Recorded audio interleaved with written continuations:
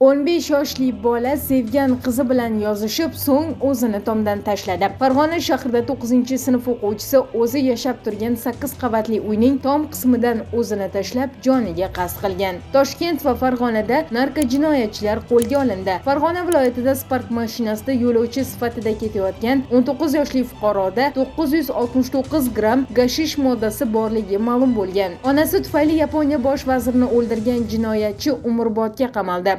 Qotillik bilan bog'liq sud jarayonlari oktabrdan dekabrgacha davom etgan va shu vaqt ichida 15 ta sud majlisi o'tkazilgan. Isroil G'azoda majburiy evakuatsiyani boshladi. Evakuatsiyani Hamas rasmiylari tinch aholiga bosim sifatida baholagan va gumanitar vaziyatni yanada murakkablashtirgan. Ispaniyada 3 kun ichida ikkinchi bor poyezd relsdan chiqib ketdi. Bir kishi halok bo'lgan, 15 nafardan kam bo'lmagan odam jarohat olgan. Qirg'iziston salkam 27 tonna piyozni O'zbekistonga qaytarib yubordi. Kerakli fitosanitar sertifikat va yuk markirovkasi bo'lmagani sababli mahsulot ortga qaytarilgan. Har kuni sizdan yashirilayotgan voqealar bor. Ularni bilishga tayyormisiz? Unda Telegram kanalimizga ulaning. Havola profil shapkasida.